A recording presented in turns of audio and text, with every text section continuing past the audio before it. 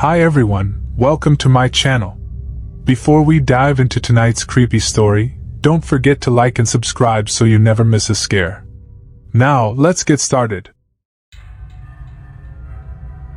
It was one of those humid summer nights in Texas, where the air was so thick it felt like you could almost swim through it. I was 6 years old, living with my mother in a small, two-bedroom apartment that creaked and groaned like an old man whenever the wind blew. The walls were painted a faded yellow, and the wood floors, although polished, often looked like they hadn't seen a broom in weeks.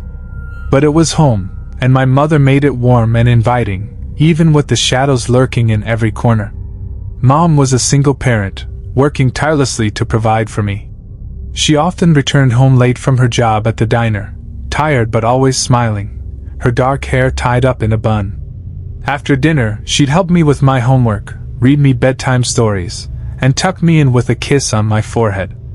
Every night, as part of our routine, she'd check on me before heading to the bathroom, peeking in through the doorway, ensuring I was tucked under my Batman sheets and sleeping soundly. But one night was different. I had drifted off to sleep with the sounds of crickets serenading me from outside, their chorus a familiar lullaby. I don't know how long I'd been asleep, but suddenly, I awoke with a jolt, my heart racing. I thought I had heard something, a soft rustling sound, almost like whispers, coming from the closet. The closet stood tall and dark, its door slightly ajar, casting a long shadow across the room that seemed to reach for me. I rubbed my eyes, hoping to shake off the remnants of sleep, and peered into the dimly lit room. The shadows danced eerily against the walls, but I could swear I saw a figure at the foot of my bed. My breath caught in my throat as I blinked hard. There, at the edge of my bed, was my mother, smiling and waving. "Hey, sweetie," she said softly, her voice warm and comforting. "Go back to sleep." I felt a rush of relief, mixed with confusion. Why was she standing there? I glanced towards the closet, feeling an uneasy twist in my stomach. She walked over to the closet, and to my horror, she stepped inside, leaving the door slightly open, her head peeking out. I could see her eyes clearly, glimmering in the dark, but there was something off about her expression, a strange blend of delight, and something else I couldn't quite place. "Mom?" I whispered, my voice barely above a murmur. "Shh," she replied, her finger pressed against her lips in a shushing gesture. "Just sleep, honey." Panic surged through me, my small body stiffening under the covers. This couldn't be right. I was too scared to move, too terrified to scream. Instead, I did the only thing I could think of. I shut my eyes tight, forcing myself to think of anything else, anything but the sight before me. Eventually, exhaustion took over, and I fell back into a restless sleep, the last image burned into my mind. The next morning, sunlight streamed through the window, filling the room with warmth. The memory of last night felt like a distant dream. As I shuffled into the kitchen, the smell of pancakes filled the air. My mother stood at the stove, humming to herself, completely at ease. "Morning, sleepyhead," she called out, her smile brightening the room. "Morning, Mom," I replied, trying to shake off the lingering unease from last night. As we sat down for breakfast, the memory resurfaced like a wave crashing against the shore. I had to know if she remembered. "Mom," I said, my voice shaking slightly, "do you remember last night? When you came into my room?" Her brow furrowed, a hint of confusion flickering across her face. "I didn't come into your room last night, honey. I was in the living room the whole time." My heart sank. "But I saw you. You were standing at the end of my bed, and then you went into the closet." She shook her head, her expression turning serious. "I promise I wasn't there. Are you sure you weren't just dreaming? Maybe you had a nightmare." I looked down at my plate, pushing the pancake around with my fork, feeling a pit of dread settle in my stomach. A nightmare? It felt too real to be a dream. I had seen her, her eyes, her smile, everything. The rest of the day passed in a haze. My mother tried to lighten the mood, suggesting we go to the park or watch a movie, but I couldn't shake off the feeling of unease. I kept glancing at the closet, half expecting it to open and reveal something lurking inside. That night, I had trouble sleeping. Each creak of the apartment sent shivers down my spine, and I lay wide awake, staring at the ceiling, counting the seconds until my mother would come in to check on me. When she finally peeked in, I felt a rush of relief wash over me. But as she turned to leave, the memory of her standing in the closet flooded back, and I couldn't help but call out to her. "Mom, don't go! Can you stay for a bit?" "Of course, sweetheart," she said, coming back in and sitting on the edge of my bed. "What's wrong?" I just don't want to be alone." She smiled reassuringly, brushing my hair away from my forehead. "You're never alone, okay? I'm just in the next room." With that, she kissed me goodnight and left, but sleep still eluded me. I lay there, staring into the darkness, listening to the sound of the clock ticking away, when suddenly I heard it again, the faint rustling from the closet. My heart pounded in my chest as I held my breath, straining to listen. There it was again, a soft whisper, like someone was calling my name. "Mom?" I called out, my voice trembling. Silence. I rolled over, daring to glance at the closet. The door was still ajar, and my heart raced at the thought of what might be inside. I wanted to scream, to jump out of bed and run to my mother, but I felt paralyzed, trapped under the weight of my fear. Finally, after what felt like an eternity, I closed my eyes and willed myself to sleep, hoping the morning light would chase away whatever shadows had invaded my room. The next day, I tried to put the experience behind me. My mother was bustling about, her usual cheerfulness infectious. We played games, watched cartoons, and for a moment, I felt like a normal kid again. But every night, as the sun dipped below the horizon, the dread returned. I found myself sleeping with a nightlight on, the soft glow providing a false sense of security against the encroaching darkness. Weeks passed, and the incident faded into a strange memory, but I could never shake the feeling of being watched. It was a quiet kind of terror, creeping in during the stillness of the night. I became hyper-aware of every sound in our apartment, every creak of the floorboards, every whisper of the wind outside. Then, one evening, as I was sitting in the living room watching TV, I noticed something odd. My mother's bedroom door was slightly open, and I could have sworn I saw a shadow moving inside. My heart raced as I tried to convince myself I was just imagining things. But then I heard it, a low, muffled voice coming from her room. "Mom?" I called out, my voice trembling with uncertainty. There was no answer, just the soft rustle of fabric, and the whispering continued. I felt the icy grip of fear clutching my stomach. Was someone in there with her? I stood up, heart pounding, and slowly approached the door.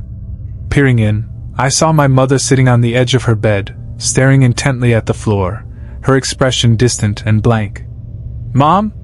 I called again, but she didn't respond. The whispering grew louder, filling the room with an eerie echo. In a moment of sheer panic, I burst into the room. "Mom!" She snapped her head up, her eyes wide with surprise. "What is it, honey?" I felt my breath hitch in my throat. "Were you just talking? Who were you talking to?" Her face drained of color. "I wasn't talking, sweetheart. I was just sitting here." "No! I heard you. You were whispering," I insisted, my voice rising in desperation. She looked around the room, and I could see the confusion and fear etched on her face. "I promise I wasn't talking. Maybe you heard something outside?" But deep down, I knew it wasn't outside. I could still feel the weight of those whispers pressing against my ears, like a dark melody that had invaded our lives. That night, after a particularly restless day, I climbed into bed, clutching my teddy bear tightly. I didn't want to sleep, but exhaustion overwhelmed me. Just as I was drifting off, I felt the familiar sensation wash over me, the prickling of fear, the sensation of being watched. And then I heard it again. The soft rustling from the closet, the faint whispering. "Mom?" I cried out, my voice shaking. Nothing. I mustered my courage and threw the covers off, stumbling out of bed. As I approached the closet, the whispers grew louder, and I could swear I felt a chill in the air. The door was still slightly ajar, and for a moment, I hesitated. Should I open it? Should I really face whatever lay inside? With trembling hands, I pushed the door open. The darkness yawned before me, and I peered inside, my heart racing. There was nothing but an empty space filled with shadows. But as I turned to leave, I caught a glimpse of something out of the corner of my eye. I quickly spun back around, and my breath hitched in my throat. There, nestled in the corner of the closet, was my mother's old blue sweater, the one she used to wear when she tucked me in at night. I could almost smell her familiar scent, that comforting mix of lavender and warmth. But there was something off. It looked as though it had been carelessly tossed aside, the sleeves draped over the edge of a box, as if someone had been rifling through it. Before I could fully process what I was seeing, I felt a presence behind me. I turned around, and to my utter shock, there was my mother standing in the doorway, her expression blank and unrecognizable. "Mom?" I said hesitantly. "Why did you come in here?" she asked, her voice chillingly calm. I stumbled back, fear gripping me. "I heard you whispering. I thought you were in here." Her eyes narrowed, and the warmth that usually radiated from her seemed to vanish. "I told you I wasn't in here," she said, her voice dropping to a low growl. "You need to stop making up stories." I felt the blood drain from my face as she stepped closer. The shadows seemed to twist around her, darkening her features. "I'm tired, and I don't have time for your games." I backed away, my heart pounding as I realized I didn't recognize the person standing before me. "Mom, please! You're scaring me!" Her lips curled into a strange smile, but it didn't reach her eyes. "You need to be quiet, sweetie. It's not safe." And just like that, she turned and walked away, leaving me standing alone in the darkness of the closet, my heart racing. I stumbled out, shutting the door behind me, not daring to look back. That night, I slept with the lights on, my eyes glued to the door, half expecting it to swing open. I don't think I truly slept at all. I just lay there, listening for any sounds, praying my mother would come in and check on me like she always did. But she didn't. The next day, everything seemed normal, or at least as normal as it could be. My mother was up early, making breakfast and humming a tune. But I couldn't shake the feeling that something was off. The way she moved felt mechanical, almost rehearsed. "Mom?" I asked cautiously, my voice barely above a whisper. "Are you okay?" "Of course, sweetheart. Why wouldn't I be?" she replied, her smile a little too wide. That night, I made a plan. I would stay awake and wait for her to come in. I wanted to confront her about what had happened, about the whispers and the strange behavior. As the hours passed, the apartment settled into an eerie silence, the kind that sent shivers down my spine. Finally, around midnight, I heard the familiar creaking of the floorboards. I held my breath, my heart racing as I peered towards the door. It swung open, but it wasn't my mother. It was a figure cloaked in darkness, standing just outside my door. My body froze as the figure stepped closer, revealing a familiar silhouette. It was my mother, but something was deeply wrong. Her eyes glimmered with an unnatural light, and her smile was wide, too wide. "Time for bed," she said in a sing-song voice, her tone dripping with a false sweetness. "Mom, what's going on?" I managed to choke out, fear gripping me. "Sure, just sleep, honey. Everything is fine." I felt the instinct to flee surge through me, but my feet felt glued to the ground. I could see the shadow behind her, a dark figure creeping in the corners of my vision. It felt alive, pulsating with a sinister energy. "Mom!" I cried out, but she stepped closer, reaching out her hand. "Trust me," she whispered, her voice now low and chilling. In that moment, I knew I had to escape. I dashed past her, racing for the front door, but as I reached for the knob, it wouldn't budge. I twisted and pulled, panic rising within me as the shadowy figure loomed closer. Suddenly, I turned around, and my mother was standing there, her smile fading. "You're not supposed to leave. Let me go!" I screamed, and in that instant, something snapped inside me. I pushed past her, flinging open the door, and bolted down the hallway, heart racing.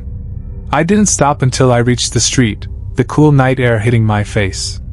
I turned to look back at the apartment, my breath coming in quick gasps. It loomed behind me, dark and foreboding, but the shadow had vanished. For weeks, I stayed with a neighbor, explaining to them that I was scared to go home. My mother called frequently, her voice pleading and desperate, but I couldn't bring myself to answer. I thought I had escaped the darkness that had crept into our lives, but it wasn't until years later, when I returned to that same apartment to gather my things, that the memories came flooding back. The closet stood untouched, the door slightly ajar, and as I approached, I felt a chill in the air, the whispers calling out to me once again. I took a deep breath, recalling the warmth of my mother's embrace, the love we shared, but in that moment, it felt like a distant memory, overshadowed by the darkness that had seeped into our lives. I stepped away from the closet, vowing never to return, never to let the shadows take hold again. As I walked away, I couldn't help but wonder what had truly happened that night, what had lurked in the darkness, and if the whispers would ever stop calling my name.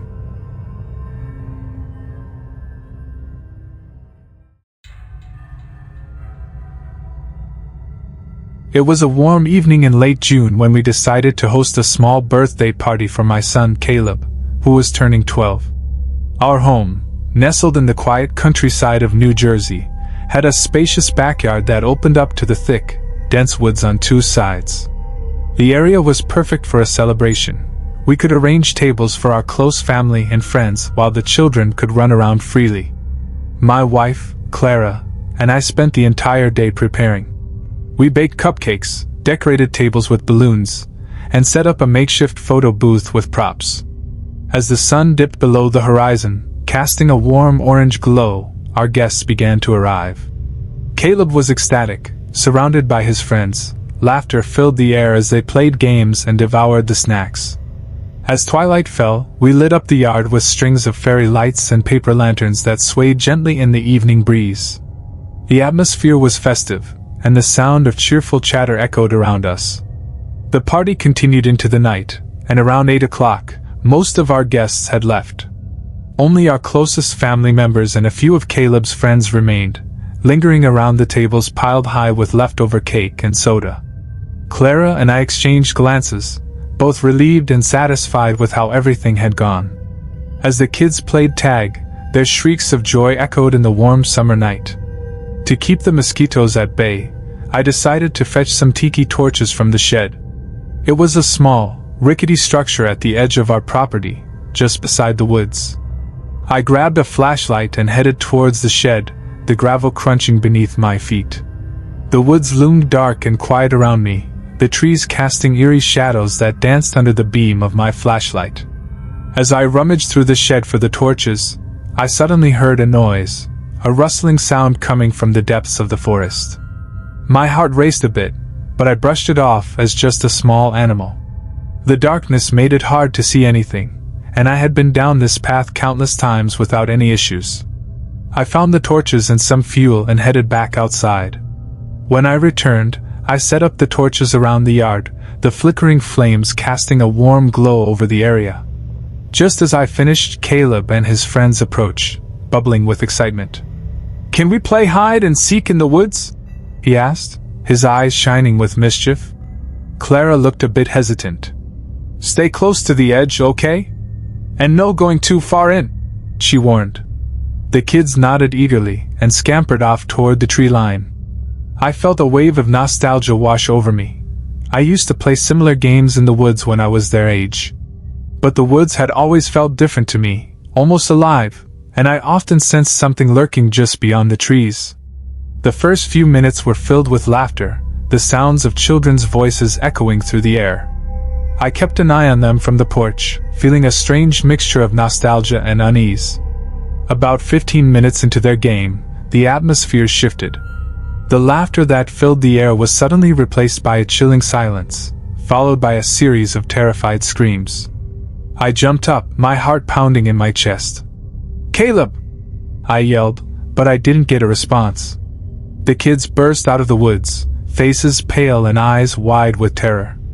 They were babbling incoherently, pointing back into the darkness. "There's something in there!" one of Caleb's friends shouted, trembling. I felt a knot form in my stomach as I looked at Clara, who had come out to the porch.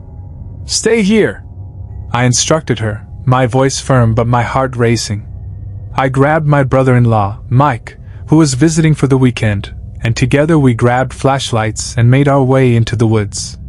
As we stepped into the darkness, the first thing I noticed was how eerily quiet it was. The chirping of crickets and the rustle of leaves had faded into an unsettling stillness. We pushed forward, the beams of our flashlights slicing through the blackness. "What did you guys see?" Mike asked, his voice low and steady. "They said they heard something," I replied, trying to keep my own fear at bay. "Maybe a deer or something?" But deep down, I knew it felt different. We walked deeper into the woods, the trees surrounding us like towering giants. Initially, all we could hear was the sound of our footsteps and the distant rustling of leaves. But soon, something shifted in the air. There was a sound, a low, guttural growl that didn't quite sound like any animal I had ever heard before. My instincts kicked in, and I held my flashlight up higher, scanning the area around us. "Do you hear that?" I whispered, stopping in my tracks. Mike nodded, his face taut with concern. We stood there in silence, straining to catch any hint of what was out there. Then, from deeper in the woods, we heard it again, a noise that sent chills down my spine. It sounded like a mix between a growl and a low, agonizing moan. "What the hell is that?" Mike murmured, taking a step back. I felt my heart thumping loudly in my chest as I motioned for him to be quiet. The air was heavy with anticipation. We listened intently, and that's when we heard it, a sound that unmistakably resembled a human wail, rising and falling in a way that felt both mournful and threatening. I could see the fear creeping into Mike's eyes as we exchanged glances. "We should get back," he urged, stepping cautiously backward. But just then, we heard another noise, closer this time, almost as if something was moving among the trees. The hairs on the back of my neck stood on end. "Let's go," I said, my voice trembling as we turned to head back toward the yard.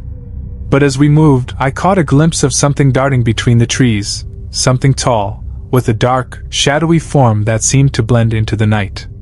My breath caught in my throat, and I felt a surge of panic. "Run!" I shouted, and we both took off, sprinting toward the safety of the house. I could hear branches snapping behind us, and that haunting wail echoed through the trees, growing louder and more frantic. We burst out of the woods and into the yard, gasping for breath. The kids were huddled together, wide-eyed and frightened. "What happened?" Clara asked, her voice laced with worry. I could barely respond, still reeling from the fear and confusion. We ushered everyone inside, locking the door behind us.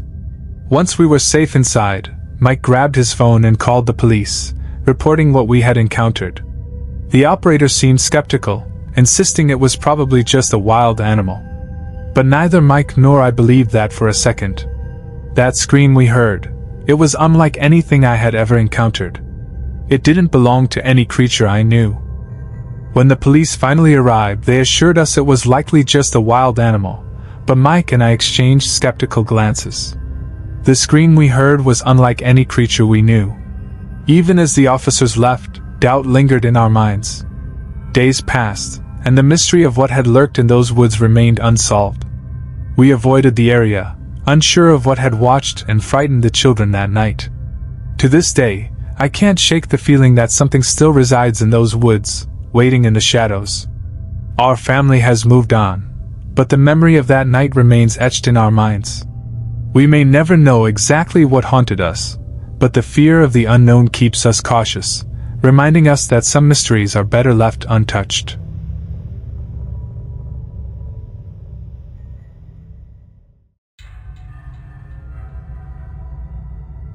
It was late summer when Marcus and I moved into our new place in Northville, Michigan, just outside Detroit. The rent was cheap, which was a big deal for two guys just scraping by with part-time jobs and college expenses. Sure, the neighborhood wasn't the greatest. A lot of houses were either boarded up or falling apart, and the streets were quiet in a way that made you feel like the place was abandoned. But to us, it was perfect. We didn't need much, just a roof over our heads, some space to hang out, and no nosy landlords breathing down our necks. The house itself was small, but it had character. The kind of place you could fix up and make cozy with the right touch. Across the street, though, was a different story. Directly opposite our place was this old, abandoned house, like something straight out of a horror movie. The front yard was a jungle of weeds and overgrown grass, and the paint on the walls had long since peeled away, leaving just a gray, crumbling shell. There were graffiti tags all over the place, mostly crude drawings and random words. But that wasn't what unsettled us the most. No, it was the feeling that the house was watching us. On our first day there, we met one of the few neighbors who still lived nearby. His name was Marvin, or Marv as he preferred to be called. He was an older guy, maybe in his 60s or 70s, with wild gray hair and a beard to match.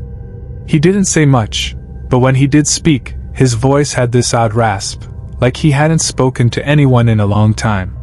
He seemed friendly enough, though there was always this strange distance to him, like he was sizing us up. After a week of settling in, Marcus and I fell into a routine. We'd work during the day, come home, and spend our evenings either playing video games or hanging out on the front porch, smoking and talking about life. The house across the street became a regular topic of conversation, mostly because we couldn't figure out what it was about the place that made us so uneasy. One night, maybe around midnight, Marcus and I were sitting on the porch as usual. The air was heavy with the smell of cigarettes, and everything was dead quiet, except for the occasional rustle of the wind through the tall grass across the street. We were talking about some random movie we'd watched when I saw something that made me freeze mid-sentence. In the upstairs window of the abandoned house, I saw a face. Pale, gaunt, staring right at us. It was there for just a second before it disappeared back into the shadows.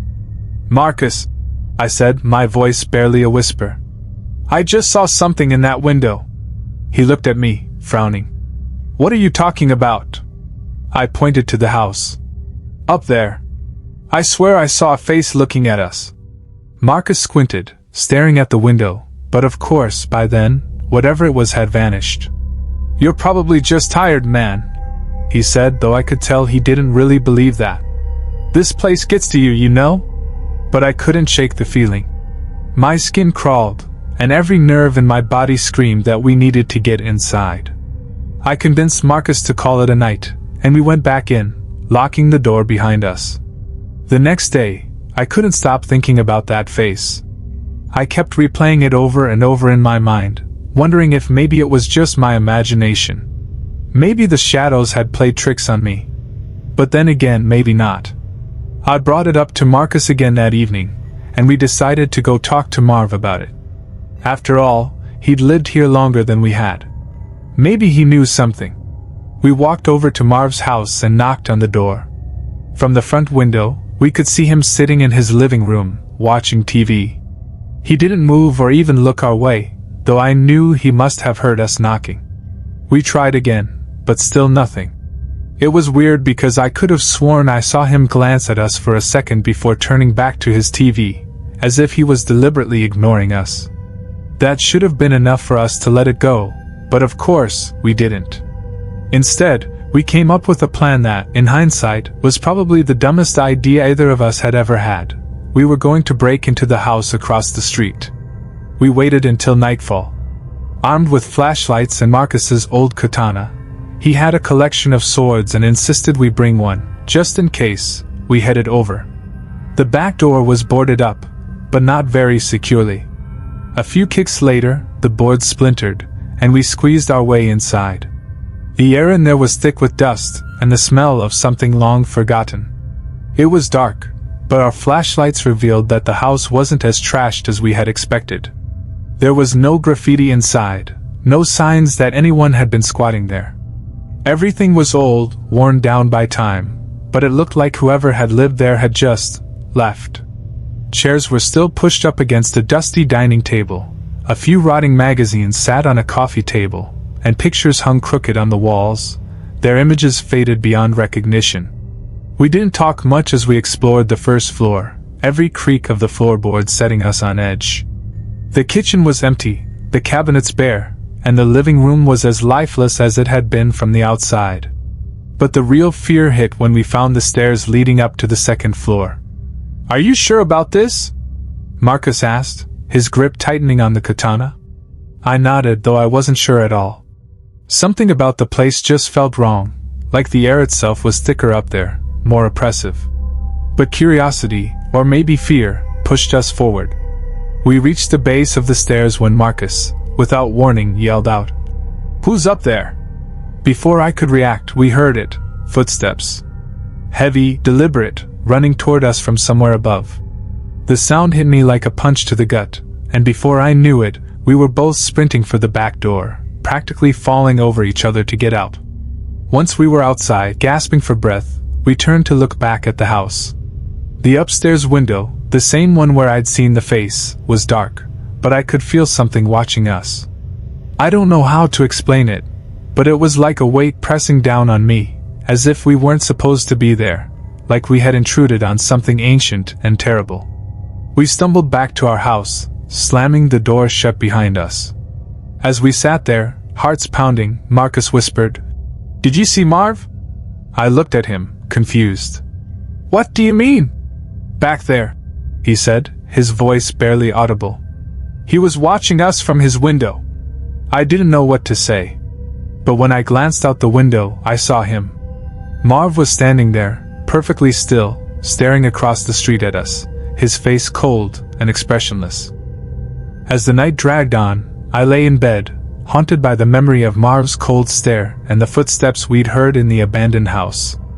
I felt a growing sense of dread, as if the house was watching us, waiting for us to return. The next morning, Marcus and I couldn't shake off the fear that clung to us like a heavy fog. "We can't stay here," he said, voice shaky. "There's something really wrong about that place." I nodded, feeling the same gut instinct. We quickly decided to confront our landlord. Maybe we could explain the unsettling atmosphere and convince him to let us go. As we drove to his office, anxiety gnawed at me. What if he didn't believe us? When we arrived, the landlord greeted us, looking up from his cluttered desk. "What brings you in?" he asked, his brow furrowing with concern. "We need to move out," I said, my heart racing. "The house across the street. It's just too unsettling." He looked skeptical. "That house is abandoned. Nothing wrong with it." I took a breath, my voice trembling. "Last night, we saw a face in the window, and when we went inside, we heard footsteps. It felt wrong." The landlord scrutinized us for a moment before relenting. "If it's that serious, I can let you out of your lease, but there won't be a refund." "We don't care," Marcus said, desperation in his voice. "We just want to leave." With a sigh, the landlord signed the paperwork, and relief washed over us. We hurried back to our house, our hearts pounding with urgency as we packed our belongings. As the sun set, I felt an overwhelming need to leave. With one last glance at the house across the street, I spotted Marv watching us from his yard, a strange smile on his face. "Let's get out of here," Marcus urged, and I nodded, driving away as fast as I could. We didn't speak much on the drive to a motel outside of town, but the sense of freedom was palpable. Northville faded into the distance, but the memory of that house and its mysteries lingered in the back of my mind, a dark reminder of the unknown that was best left undisturbed.